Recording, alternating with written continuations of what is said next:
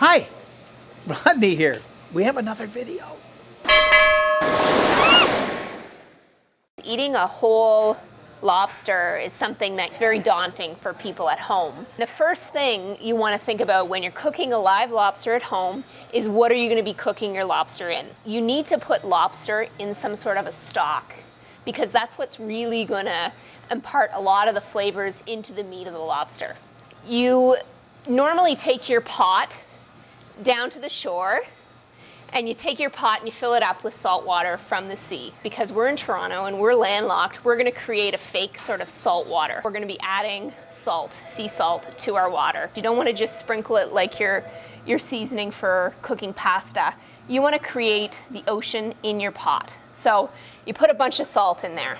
Next, you wanna make a mirepoix or some sort of stock to cook this lobster in. So I've got onions, I've got celery, I've got lemons, I've got carrots. Basically, you go into your fridge and you take a look at the vegetables that you would normally find in a mirepoix. So you take your celery, break it up, take your onions, cut them up just really rough, take your carrot, put it in the pot.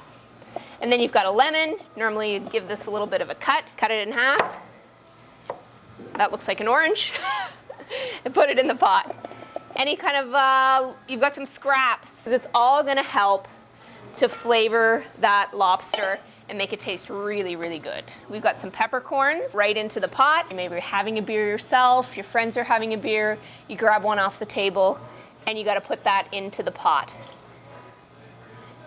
When you look into your pot, you want to see that it's almost about 3/4 full, a little bit less than 3/4, because you have to have room for when you put the lobster into the pot for the displacement of the water. You take your pot, you put it on the stove, you turn it up to high, and you get a rolling boil. You want to see the water and the stock ingredients tumbling around in the pot. That's how you know it's really hot. You take your live lobster and you want to put it head first into the pot. You don't want to just give the lobster a bit of a warm bath. You want to have it so that it actually cooks the lobster immediately. So you've put your lobster into the hot water.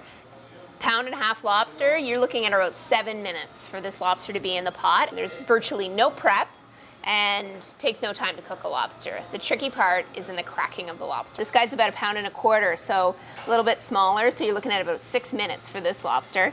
You gotta be not afraid to get your hands dirty because it's gonna be a little bit sloppy.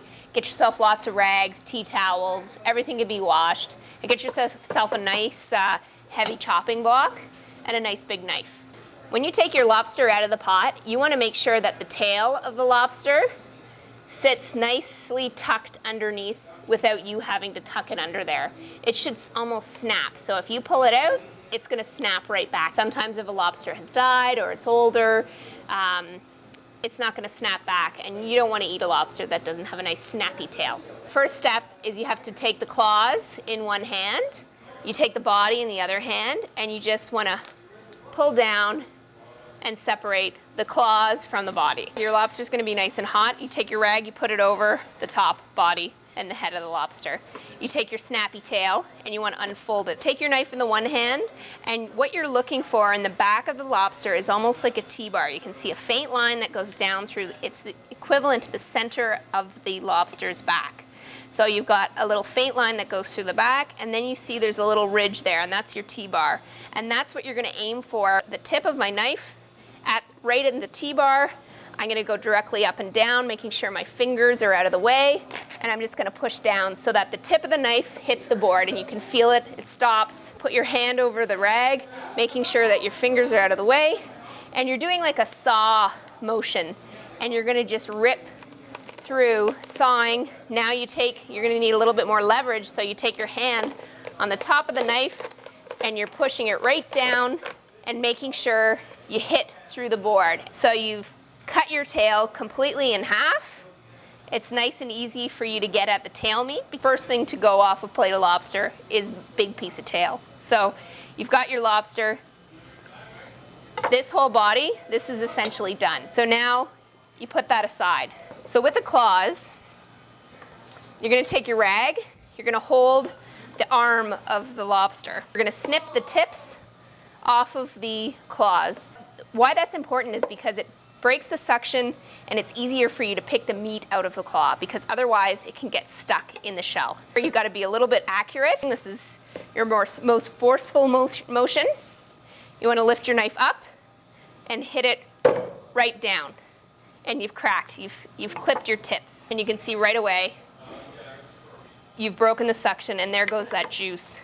Open up your little joint there, and you're gonna, like a twisting motion in opposite directions from one another. You're holding each side, and you're gonna twist and break that nice and easy to get your claw. See, you've broken the suction, so this little piece of meat comes nice and easily out of this tiny piece of shell. If you've overcooked your lobster, this will stick inside the shell. This is your first sign that you've got an overcooked lobster, is that this is just petrified inside the shell. So because it's such a tiny piece of meat, and because of that, it's the fastest to cook. Next up, we're gonna move on to the base of the claw. It takes practice, it takes a little bit of accuracy. You're gonna need to crack this right about here. So you take your rag. If you notice the arm's got little spikes all over, that's why you're using your rag, because these can get a little nasty. You're looking to hit it approximately there, halfway through this point and this point.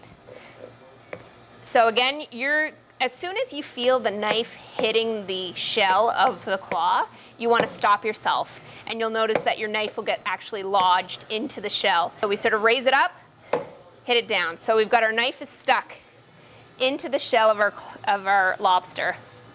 Next, you're holding tight onto one side, and you're twisting the knife just like this. You've cracked your lobster shell all the way through, and look at how easy it is for you to get your lobster out of the shell. We're gonna move on to the arm of the claw. There's 2 knuckles in a lobster claw. This is what I think is the best part of a lobster. It's the sweetest, it's the most tender, and it's the #1 forgotten piece that we see come back on people's plates. Nobody ever wants to do the work to get into the claw, but it's worth it. So again, you're using the same principle as when you were using the base of your claw. As soon as you feel your knife hit the claw, you stop the momentum. You raise your knife, hit it down, and you've stopped it again. You can give it a little bit of a twist, and you can crack your knuckle so that it's nice and easy to get at the meat. Then you do the exact same thing with another claw. You're sort of using the tip of the knife as opposed to the base of the knife as opposed to the tip of the knife, because you've got more control on the base of the knife. So again, you're raising it up and stopping yourself when you find that you've sort of gotten through, you've hit the shell. Again, it makes it easy to get at those juicy little knuckle pieces. And that's it. That's it to cracking a claw. And then you can just slip it back on, put it beside your body of your lobster, and that's how you want to present it. Thanks a lot for watching. Bronwyn did her magic with a lobster. You saw it here. Come down and bring the kids, bring the grandparents, and muck around in the lobster tank room and pull one out and have it explained to you, and then we'll cook it up. Or you can take them home live. Have little lobster races in the kitchen. Yep. Give them names. Take it up to the cottage. We pack them in a little styro. Yeah, we use little ice packs. Even give you seaweed for presentation. Yeah, it's the easiest. Yeah, it's a simple food. Like cooking rats. What? Who said that?